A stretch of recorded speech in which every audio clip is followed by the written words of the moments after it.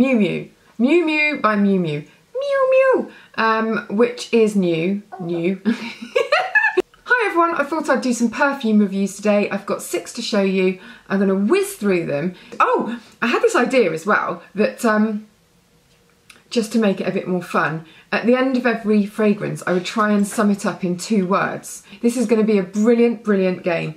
Stay tuned everyone, it's going to be riveting. First perfume is the Michael Kors 24K Brilliant Gold, which comes in this packaging that looks like a solid bar of gold, which is very funky. I do actually like that, I'm not being sarcastic at all.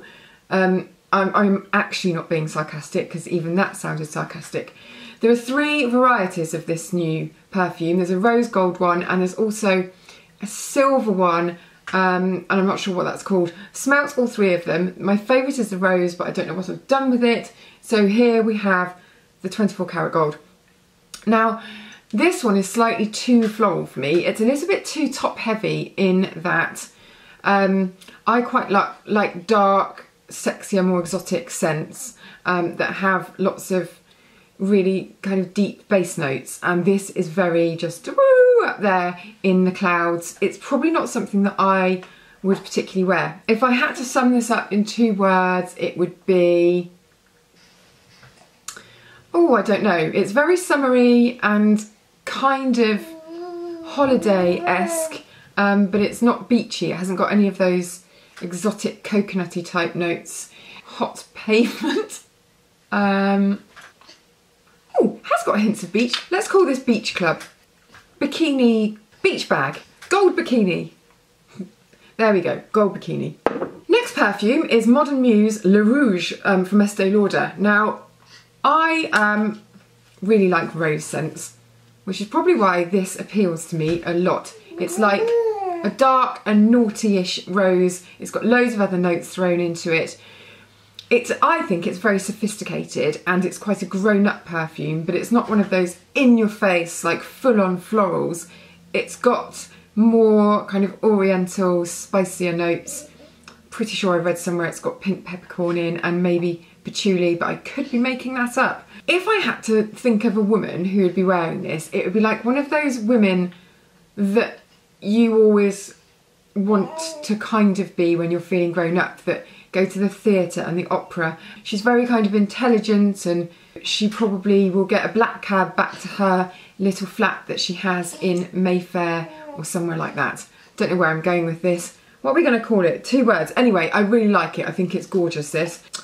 Lady, out, expensive dinner, theatre, opera goer. That's the worst 2-word description. It's really nice. Opera goer. No, we can't call it that.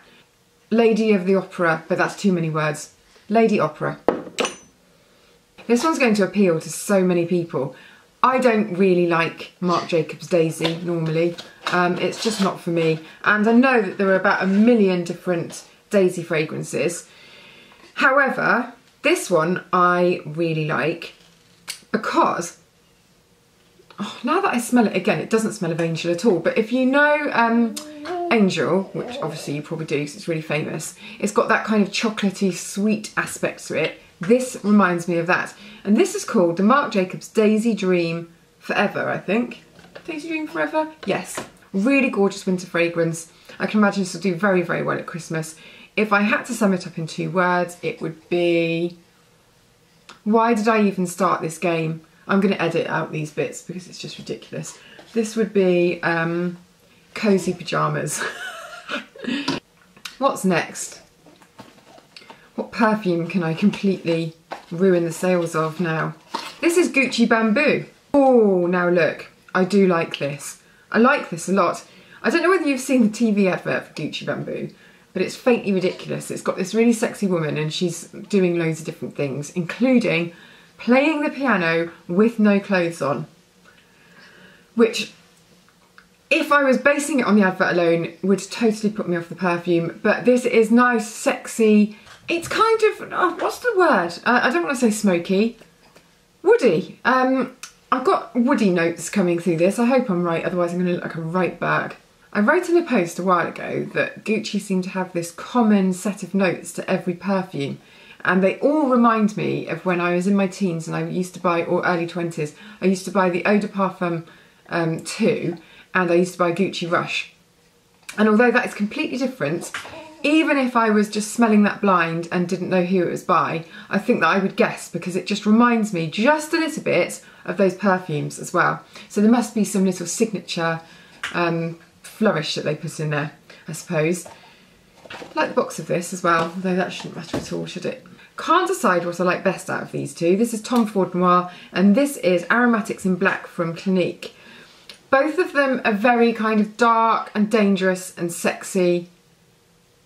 Did I do 2 words for my bamboo? I didn't, did I? I'm going to call that one, ooh, Smoky Eye. Tom Ford Noir and Clinique Aromatics in Black. Now, last year Clinique introduced Aromatics in White, which I wasn't that keen on. This is absolutely beautiful. Let's have a smell. It's very grown up, very heady, very intoxicating, and it smells a little bit, it's got that kind of churchy, incensey kind of smell in the background as well. If I had to sum that up in 2 words, Deadly Flowers. Deadly Flowers, amazing. And then Tom Ford Noir. You either love Tom Ford fragrances or you don't, obviously. A lot of them I find can be quite masculine, and some of the private blends I don't like because they've all got this certain kind of oody but quite sharp woody smell to them, which just doesn't sit well on my skin. Tom Ford Noir has that same kind of dark, smoky, very masculine edge. However, it's a lot more wearable than quite a few of those private blend fragrances. I can see that this is going to be very covetable. It's got very gorgeous packaging. It's completely heavyweight. It's a bit like a hip flask, but don't mix that up with your hip flask, if indeed you do carry a hip flask. Not many people do these days. Funny that. How would I sum this up? This is sultry evening. It's got a kind of creaminess and comfortable warmth to it. This would be like if James Bond took off his jacket and he'd been smooching with loads of women. It's Bond's jacket. Miu Miu. Miu Miu by Miu Miu. Miu Miu! Which is new. And I think I've sprayed it on my shoulder. Smells almost peachy. It's got this really nice light crisp peachiness to it, and then it's got all this woody kind of darkness on the bottom as well. Oh, I do have to apologise for my nails. I don't know whether you can see, I've been testing out loads of different nail polishes, but not very well. That's Burberry's Green Cadet or whatever it's called. Anyway, I like this. I don't love it. I can't imagine that it will be one that I will go on to wear, but it's very interesting. And if you like your florals with, I think it's got a hint of fruitiness, and then a kind of like smoky woodiness, something a little bit dark underneath, this is really nice. It's completely different. I know that's the same kind of description as I gave the Clinique one, but it's completely different. The Clinique's really exotic and very heady and almost claustrophobic. It's so heady, whereas this one smells quite fresh. It's very unobtrusive. The more I smell it, the more it is actually really interesting. If it had to be a person, it would be Amelie, but that's not 2 words and I need 2 words for this. I'm going to call it Peach Fizz, even though it has no peach in it whatsoever. So yes, I'll probably write a post to go with this if that was all a little bit too waffly and you just want some kind of bullet points to look at. But my favourites, if I had to pick one favourite, I think it would be the Clinique, and oh, I don't know after that. It would have been the Tom Ford, but I think maybe Modern Muse has overtaken the Tom Ford. And then 3rd place would be the Daisy Dream from Marc Jacobs. Nobody's asking me to rate them, so I don't know why I'm doing that. But there we go. So hope that you've enjoyed that and it's not too waffly. I've got a feeling it's going to be a very long video by now, and I shall see you next time. You could at least say hello. Making all that noise. You've made all that noise.